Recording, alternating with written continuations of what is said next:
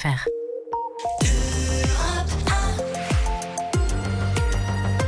– 8h48 sur Europe 1 et on les retrouve, Nicolas Canteloup avec Julie.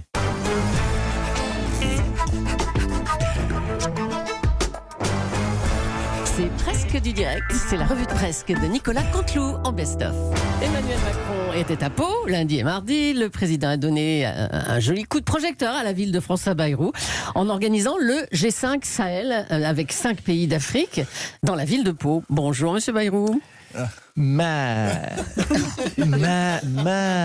Oui, Madame Julie, bon, ça va. Mathieu Béliard. Oui, le président a voulu mettre en lumière la ville de Pau. Et par là même, je le crois, mon travail. Alors, me direz-vous, puisque vous anticipez sur Europe 1, rien du tout. me direz-vous, pourquoi la ville de Pau ?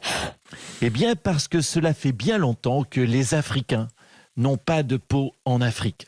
Oh non, ils n'ont pas ces montagnes magnifiques surplombant la verdure. Ils n'ont pas ces lacs remplis d'eau. Et les 5. Ils n'ont pas. Non, écoutez. Ces pentes enneigées. Ils n'ont pas cette herbe verte qui pousse. Allez, ils n'ont pas. Dites-nous, les 5 délégations africaines, alors la Mauritanie, le Niger, le Mali, le Burkina Faso et le Tchad, est-ce qu'ils ont aimé votre ville ? Oui, ils ont aimé Pau. Bon. Ils se sont parfaitement acclimatés à la région. Tous ces Africains, ici on les appelle même déjà affectueusement les Noirs de Pau. Oh non, c'est pas possible.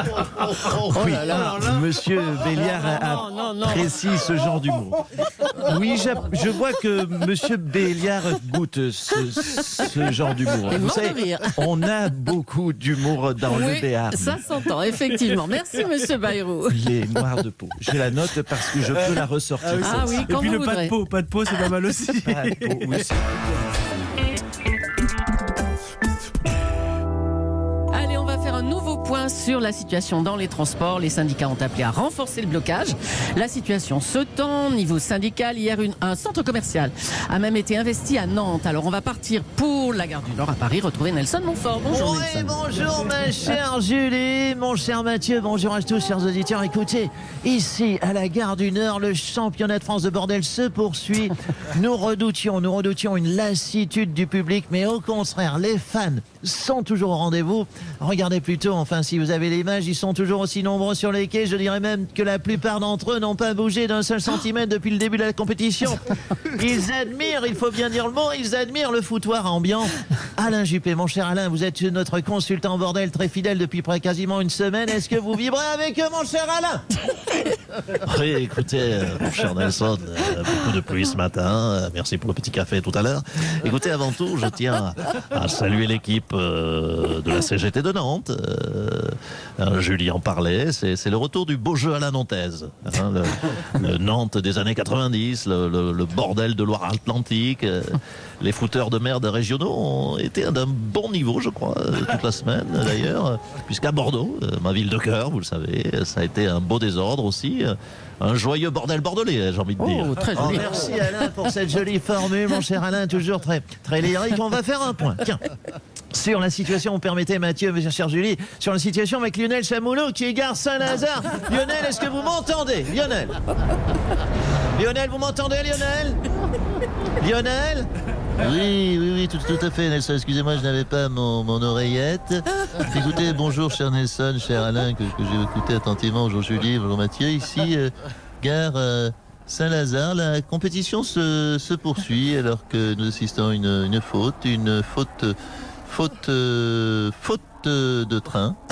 Les usagers vont devoir marcher alors qu'on aperçoit un cheminot qui se réhydrate avec du vin rouge. Avec l'hydratation, c'est important dans le sport, on le sait. Et l'image sympathique, toujours très sympathique de Fred Godin à la réalisation qui filme au cet instant même, vous l'avez à l'image, en gros plan, un pneu.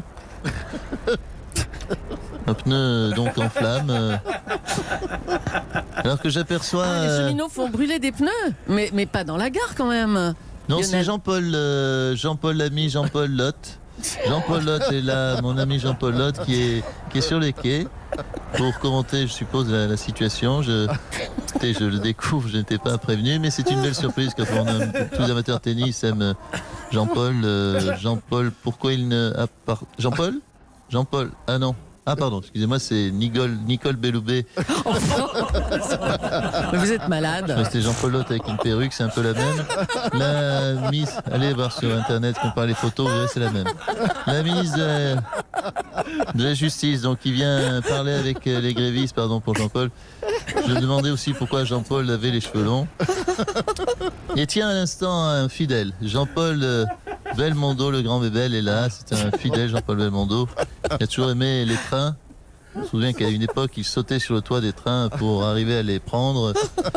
Aujourd'hui, plus de risques. On va voir s'ils veulent le faire aujourd'hui, mais peu de risques, puisque de toute façon, les trains sont à l'arrêt. Je pense que la cascade sera très limitée. À vous, Julie.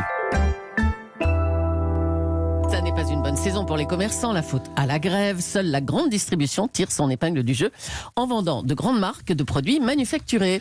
Oui, bonjour, c'est Jean-Pierre Raffarin, R-A-F-F-A-R-I-N. Bonjour Mathieu Béliard, BE2LIART. Oui, les Français achètent des produits de grande surface. Oui, les Français achètent du Made in China. Oui, la Chine sauve Noël, il faut le dire à nos concitoyens. Alors je le dis, vive les ouvriers, vive les ouvriers chinois. Et merci à tous les enfants. Ah bah c'est sûr qu'ils risquent pas de faire grève, hein.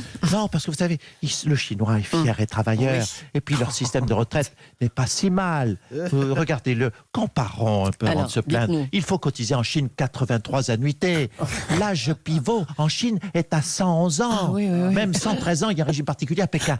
113 ans à Pékin. Mais après, on peut aussi partir à la retraite avec une pension, il faut le savoir, de 15,57 € en moyenne. Oui. Je sais que le président Macron a la plus grande admiration pour ce système chinois. Mais la France n'est pas prête. Je crois qu'elle n'est pas prête. Pas assez évoluée, n'a pas ces 5000 ans de sagesse chinoise à revendiquer. Oh, bah merci, monsieur Raffarin. Je vous en prie. Beaucoup. En Australie, la situation est toujours aussi alarmante. 1 demi-milliard d'animaux sont morts suite aux incendies. Julie, quelle tragédie. Ah bah oui. Ces pauvres animaux. Bonjour Jean Lassalle. Bah oui, c'est dramatique, hein. On a vu des images épouvantables. Hein. Oui, je suis en deuil. C'est épouvantable. 1 demi-milliard. Et quasiment 500 millions d'animaux partis en fumée. Ouais. Bon, de temps en temps, je ne dis pas. Ça m'est arrivé de faire un méchoui avec des ragondins égarés. Oh là là, quelle horreur. C'est très goûtu. Oh C'est très goûtu. Avec un peu de caviar qui a un goût de boue, c'est parfait. Et le foie de raton laveur au feu de bois avec des pommes dauphines, c'est très fin. Il ne faut pas le cuire, il faut le manger cru. Oui, tout à fait. Oui, comme les princes. Mais 500 millions d'animaux tués. Ouais. 500 millions! C'est beaucoup trop. Ah bah oui, ça oui. Cette Américaine, par exemple, elle s'appelle Kelly Ward. Elle a décidé de lever des fonds pour l'Australie. Alors à chaque personne qui envoie $10 à une association, elle promet une photo d'elle toute nue. Et elle a déjà levé $700 000. Toute nue? Non. Kelly, toute nue, elle, ouais. Eh bien, écoutez, je la prends. Je la prends, mais c'est une très bonne idée. 700 000 $, dites-vous. Écoutez, je prends l'engagement, j'ai déjà su faire une grève de la faim. Je me lance moi aussi. Oh, vous êtes moi sûr? Aussi. Oh là. Allez, 3, 4. Amis de la nature. Oups là, j'ai fait tomber mon béret, pardon. Oh, j'ai taché ma chemise en suçant un esquimau. Il va falloir que je l'enlève pour voir le résultat. Envoyer 10 € à l'Australie. Oh là là, comme je suis serré dans mon pantalon et je vais retirer un bouton. Non, ne ricanez pas, Mme Julie Ombeline. C'est grave la situation en Australie. Il faut ce qu'il faut. Allez. Nicolas Canteloup et Julie que l'on va retrouver évidemment en direct demain matin pour la revue de presse qu'il est 8h57.